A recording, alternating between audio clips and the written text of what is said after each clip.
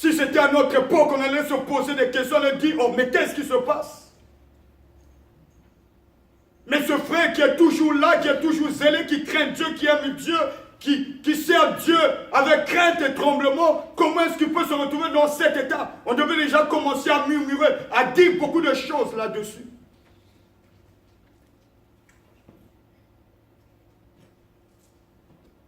Et bien aimé dans le Seigneur, ce n'est pas le plus important. Beaucoup de gens pensent que parce que tu pries, parce que tu es devenu serviteur chrétien, enfant de Dieu, que tu ne peux plus souffrir, ou tu ne peux plus tomber malade, ou tu ne peux plus passer des moments difficiles ou faire face à l'adversité. C'est faux.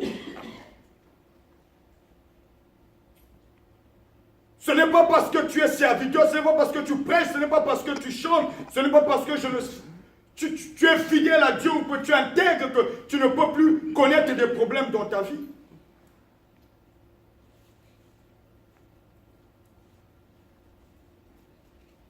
Le problème, bien-aimé,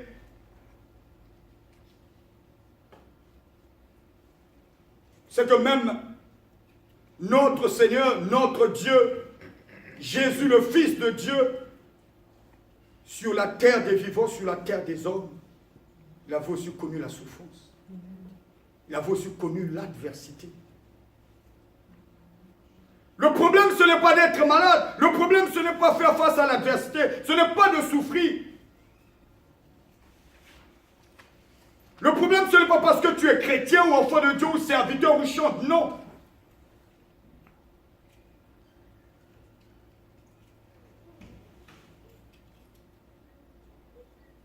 Le plus important, bien-aimé, c'est comment tu réagis face à un problème ou à une situation.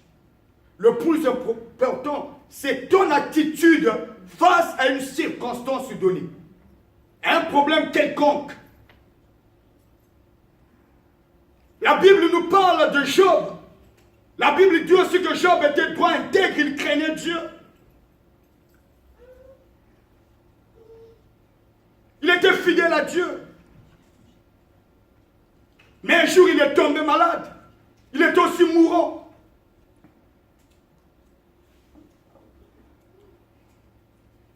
La Bible nous parle aussi de ce couple de Zacharie et Élisabeth.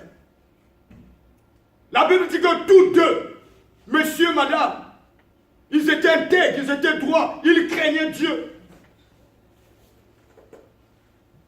Ils observaient de manière irréprochable les ordonnances, les commandements de Dieu. Mais ils n'avaient pas d'enfant. Élisabeth était stérile. Mais bien aimé dans le Seigneur, assurément c'est ton cas, c'est ta situation. Tu crains Dieu, tu es intègre, tu es fidèle, tu fais la volonté de Dieu, tu fais tout ce qui est bon aux yeux de l'Éternel. Mais peut-être que tu souffres, peut-être que tu es en train de passer des moments difficiles, peut-être que tu es en train de faire face à l'adversité ce soir. Mais bien aimé, la Bible dit dans le livre de Psaume 34, le verset 20 à 21, que le malheur atteint souvent le juste, mais l'Éternel l'en délivre toujours. Le malheur atteint souvent le juste, mais l'Éternel l'en délivre toujours. La parole de Dieu n'a pas dit que le malheur atteint souvent le païen, non. Mais il a dit que le malheur atteint souvent. Donc, plusieurs fois, souvent, bien aimé, tu vas passer des moments difficiles. Tu vas souffrir. Tu vas faire face à l'adversité. Mais la dernière partie de la Bible dit que « Mais l'Éternel l'en délivre toujours ». Peu importe ce que tu vis, tu traverses, peu importe ta maladie, ta situation, ce qui est sûr, que Dieu finira toujours par te délivrer.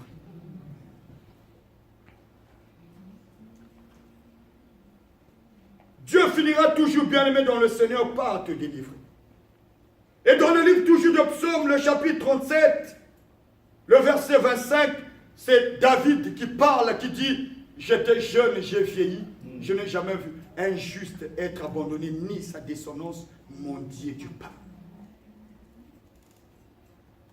Il dit, j'étais jeune, j'ai vieilli, mais je n'ai jamais vu un juste être abandonné, ni sa postérité, sa descendance mendier du pain. Parce que tu es juste, bien-aimé, Dieu ne t'abandonnera jamais. Parce que tu crains Dieu, parce que tu le sers avec fidélité, tu intègres bien, tu fais ce qui est bon aux yeux de l'Éternel, tu mets ses commandements en pratique, Dieu ne va jamais t'abandonner. Mais ne s'arrête pas là, il dit même ta descendance, même ta postérité, même le fruit de tes entrailles ne manquera pas de quoi manger, de quoi vivre.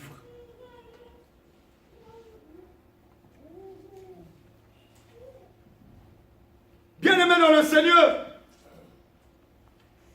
le message du prophète est un message sinistre.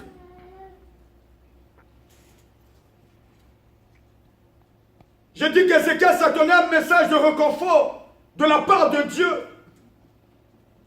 Mais on vient lui annoncer une mauvaise nouvelle. Il dit, donne les ordres parce que tu vas mourir. Le prophète est venu ajouter la souffrance sur la souffrance.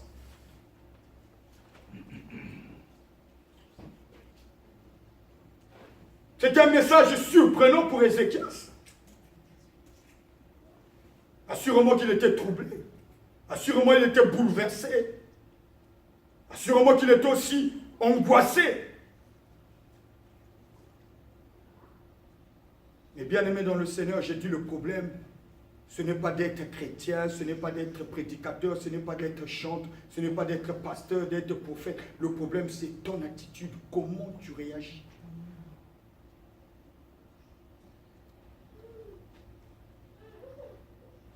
Face à cette situation, la Bible dit que Ézéchias a tourné la face contre le mur. Ézéchias ne s'est pas laissé abattre, il ne s'était pas effondré. Ézéchias ne s'était pas découragé.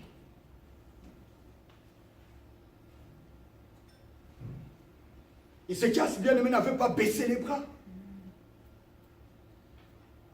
Peut-être que si c'est ton cas ce soir, bien aimé dans le Seigneur, tu as pris une mauvaise nouvelle. Peut-être que tu as été dans la semaine voir un médecin. Peut-être que les nouvelles ne sont pas bonnes. Tu es abattu. Tu es peut-être prêt à abandonner, à baisser les bras. Tu es peut-être découragé. Mais Dieu me dit de te dire ce soir qu'il ne t'oubliera jamais. Qu'il ne va pas t'abandonner.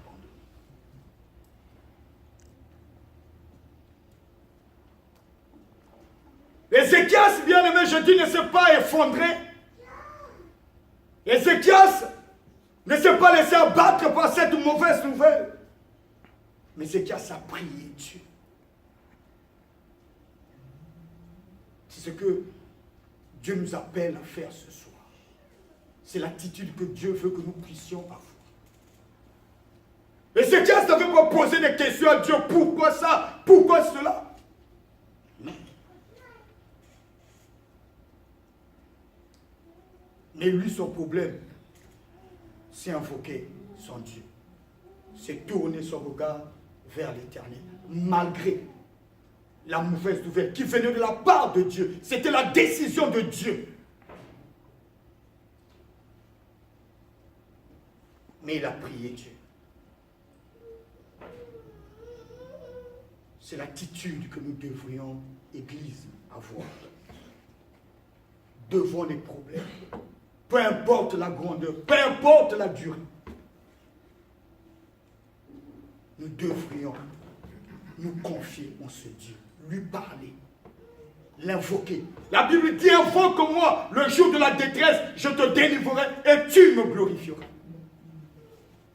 David a dit, dans ma détresse, j'ai invoqué l'Éternel, il m'a exaucé.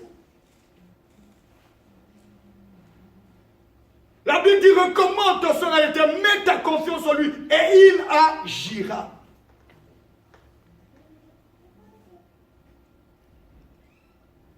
dans tout ce que tu traverses, dans tout ce que tu vis, bien-aimé dans le Seigneur, que ton regard soit tourné vers ton Dieu. Il se souviendra de la même manière qu'il s'était souvenu d'Ézéchiel, qu'il s'était souvenu, bien-aimé, d'Israël. J'ai la ferme conviction, il se souviendra.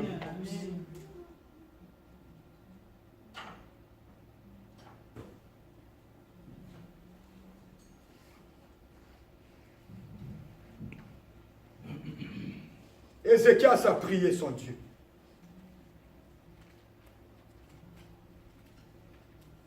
J'ai dit, Ézéchias, il était malade. Son problème, c'était la maladie qui rongeait son corps. C'est la maladie qui le dérangeait. Mais lorsque vous lisez la Bible, nulle part il est mentionné qu'Ézéchias dit à Dieu, guéris-moi ou délivre-moi de cette maladie. Ce qu'il avait fait, c'est, la Bible dit, il a rappelé. Il a rappelé à Dieu. Il a dit, souviens-toi que j'ai marché devant toi, devant ta face, avec intégrité de cœur, avec fidélité. Et j'ai fait ce qui était bon à tes yeux.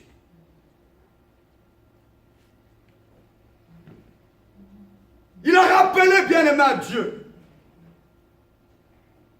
ce qu'il était. Rappelez, bien-aimé dans le Seigneur, c'est de faire revenir à la mémoire de quelqu'un ou d'une personne